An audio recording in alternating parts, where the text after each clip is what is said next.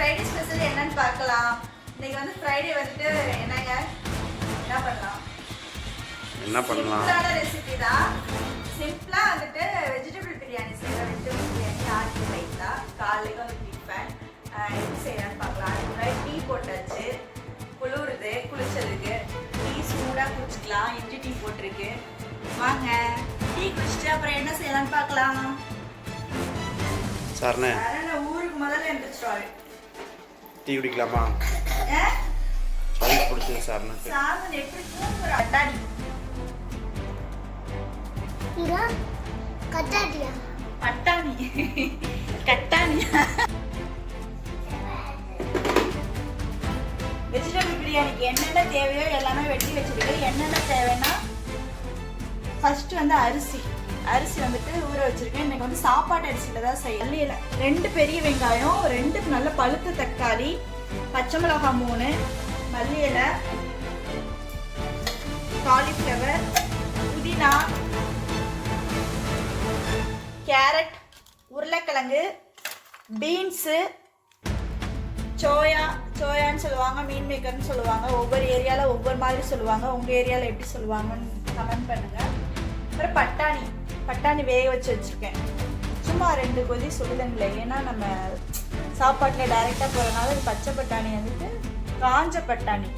பச்சை பட்டாணின்னா நம்ம டைரெக்டாக போட்டோம்னா இது காஞ்ச பட்டாணினால கொஞ்சம் நேரம் சுடுதண்ணில் வந்துட்டு கொதிக்க வச்சுருங்க. குக்கரில் தான் செய்கிறேன். குக்கர் காஞ்சிச்சு. எண்ணெய், தேவையான எண்ணெய். செய்வது எப்படி? நெய்யே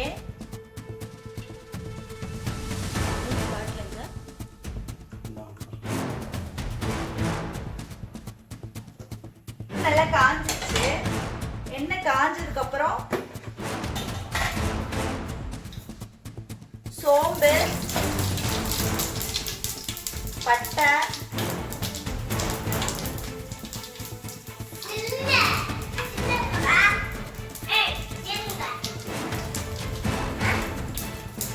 பிரியாணி இலை,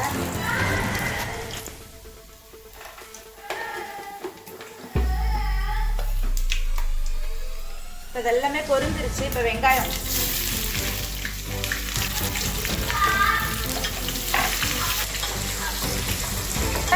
அப்புறம் தக்காளி,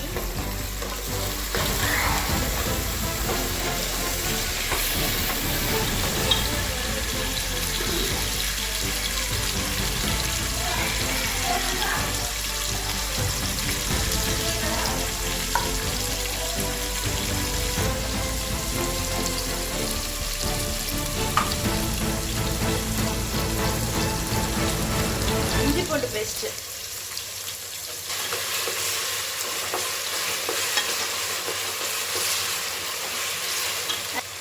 இஞ்சி பூண்டு நல்லா வதங்கினதுக்கு அப்புறம் காய்கறி,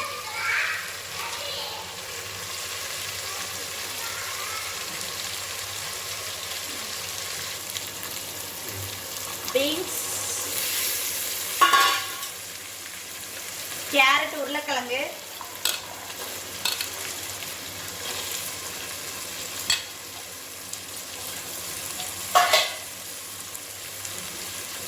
பட்டாணி,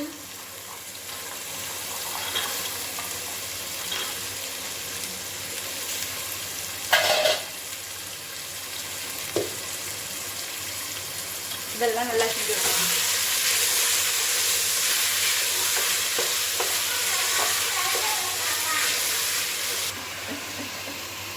என்னது?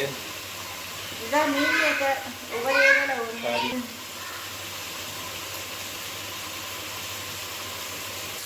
இப்போ வந்து இந்த சோயா மீன் மேக்கர்.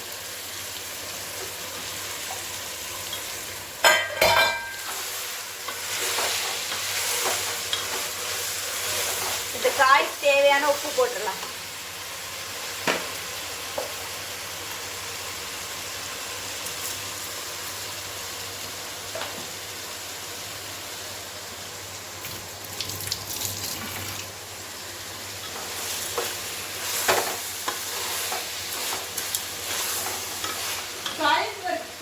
வேகுது. இப்போ வந்து மல்லி இலை, புதினா.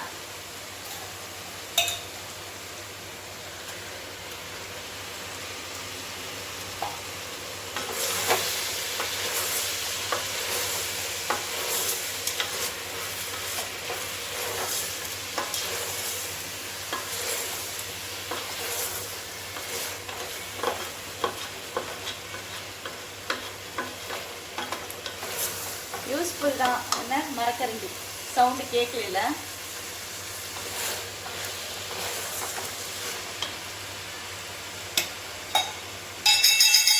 நம்ம என்ன செய்ய போறோம்னா வரமிளகாத்தூளும் கரம் மசாலா பவுடரும்.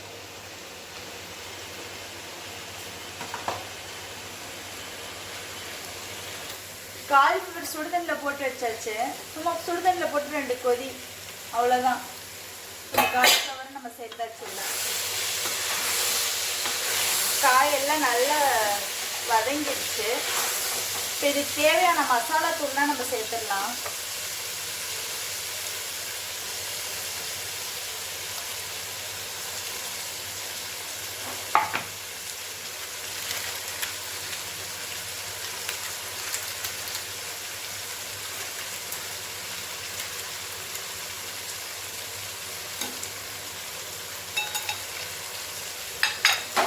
கரம் மசாலா தூள், வரமிளகாத்தூள்.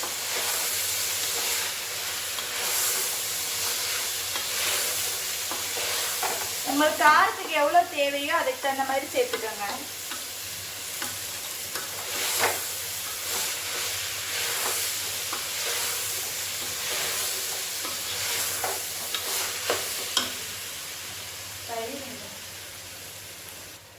இப்போ தயிர்.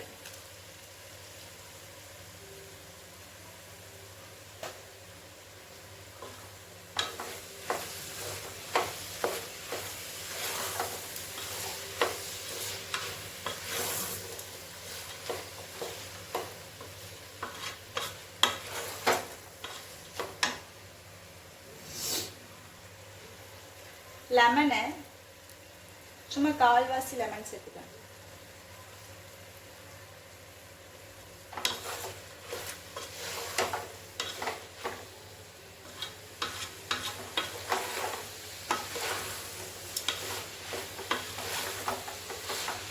இதே மாதிரி இதே ஸ்டைல்லே செஞ்சு பாருங்க. செஞ்சு பார்த்துட்டு எப்படி இருக்குன்னு சொல்லுங்க.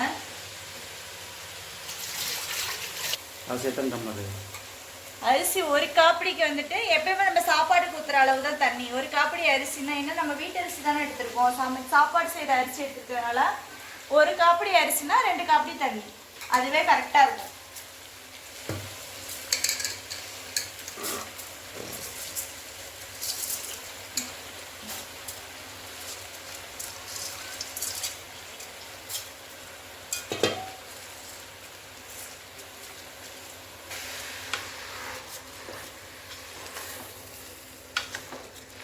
இந்த மாதிரி இதுலேயே நல்லா வதக்கிடுங்க.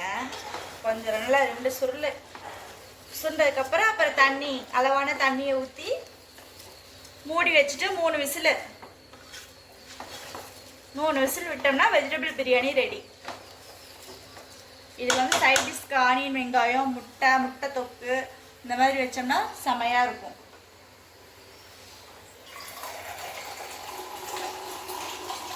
இதெல்லாம் 1 காப்பிடி அரிசியா? 1 காப்பிடி அரிசிக்கு அதான் உங்களுக்கு 1 டம்ளர் அரிசினா 2 டம்ளர் தண்ணி, அவ்வளோதான். எப்பவும் பழைய காய் இருக்கிறதுனால தண்ணி அதிகம் செலவாக்கிதா?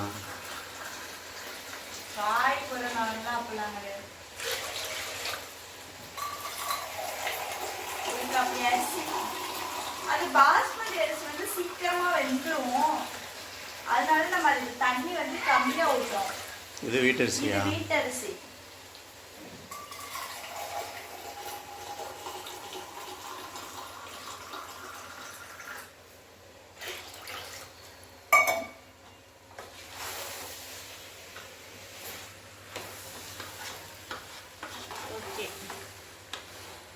எல்லாமே கரெக்டாக இருக்கு. இந்த டைமில் நம்ம தண்ணி ஊற்றிடணும்.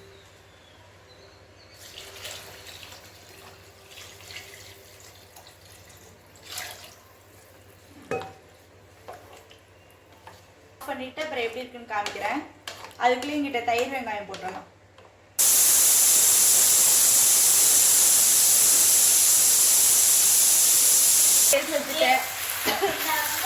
கீரை வந்துட்டு எங்களுக்கு வந்து மணத்தக்காளி கீரை வந்துட்டு இங்கே பக்கத்துலேயே தோட்டம் இருக்கிறனால ஃப்ரெஷ்ஷாகவே கிடைக்கும். காலைல சொல்லியிருந்தோம், அந்த அம்மா கொண்டாந்து கொடுத்துருந்தாங்க, இப்போ தான் கொடுத்துருந்தாங்க. மணத்தக்காளி கீரைன்னா ஒவ்வொரு ஏரியாவில் ஒவ்வொரு மாதிரி சொல்லுவாங்க. மணத்தக்காளி கீரை அப்புறம் சுக்குடி கீரை, இங்கிட்ட வந்து சுக்குடி கீரைன்னு சொல்லுவாங்க. இது வந்துட்டு பொரியல் பண்ணி வயிற்று புண்ணுக்கு இதுக்கெலாம் ரொம்ப நல்லது. நான் எப்படி பண்ணியிருக்கேன்னா பொரியலாக தான் பண்ணியிருக்கேன். கடுகு சீரகம் போட்டு வரமிளகாத்தூள், வரமிளகா, சின்ன வெங்காயம் போட்டு நல்லா வதக்கினதுக்கப்புறம் கீரை நல்லா அரிஞ்சு நல்லா இப்போ வதக்கிட்டு இறக்க போகிறப்ப தேங்காய் பூ போட்டு இறக்கிட்டோம்னா கீரை பொரியல் ரெடி ஆயிரும். பருப்பு போட்டு கூட்டு வைக்கலாம், ரொம்ப நல்லது, வயிற்று புண்ணுக்கெலாம் ரொம்ப நல்லது. அதிகமாக சேர்த்துக்கங்க. இந்த சுக்குடி கீரை வந்துட்டு உங்களுக்கு பக்கத்துலேயே ஃப்ரெஷ்ஷாக கிடைக்கும். கீரை இது அங்கே கூட இருக்குது, ஃப்ரெஷ்ஷாக இருக்குது. இன்னும் ஒரு கட்டு ஆயாமல் இருக்குது. சரி ஒன்று மட்டும் பண்ணிக்கலாம் அப்படின்னு சொல்லிட்டு ஒன்று மட்டும் இப்போ அவசரமாக வேகமாக செஞ்சோம். தம்பி கீரை பொரியல் சாப்பிடுவே இல்லை? ஆ சாப்பிடு. குட் பாய் தானே? இல்லை நீ பேட் பாய். கீரை நல்லா வதங்கினதுக்கப்புறம் தேங்காய் பூ இறக்கிட்டோம்னா கீரை ரெடி. இப்போ சாப்பாடு விசில் வந்து அடங்கினதுக்கப்புறம் நான் எப்படி இருக்குன்னு காமிக்கிறேன், திறந்து காமிக்கிறேன். சாப்பாடு ரெடி ஆயிடுச்சு, வாங்க பார்க்கலாம். பாருங்க சாப்பாடு செமையா இருக்கா,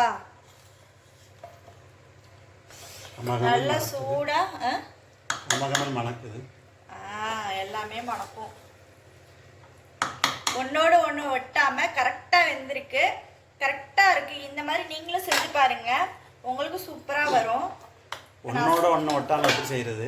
ஒன்னோட அதுதான் அதோட டெக்னிக். என்ன அதான் நான் சொன்னேன்ல, இந்த மசாலாலாம் போட்டு அரிசி தண்ணி ஊற்றிட்டு அரிசி போடக்கூடாது. அரிசி போட்டு நல்லா 2 கிண்டு கிண்டதுக்கு அப்புறம் நம்ம தண்ணி ஊற்றினோம்னா இந்த மாதிரி வரும், உதிரி உதிரியாக வரும். ஆனால் சாப்பாடும் வெந்துடும். பாருங்க உங்களுக்கே தெரியும்.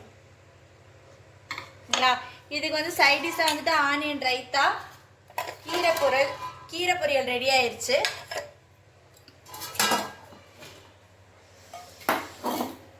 நான் சாப்பிட போகிறேன். நீங்களும் இந்த மாதிரி செஞ்சு பார்த்துட்டு எப்படி இருக்குன்னு கமெண்ட் பண்ணுங்க. நாங்கள் ஒரு வீடியோ உங்களுக்கு பிடிச்சிருந்துச்சுன்னா லைக் பண்ணுங்க, ஷேர் பண்ணுங்க, கமெண்ட் பண்ணுங்க, சப்ஸ்கிரைப் பண்ணிட்டு பாருங்க. பாய்.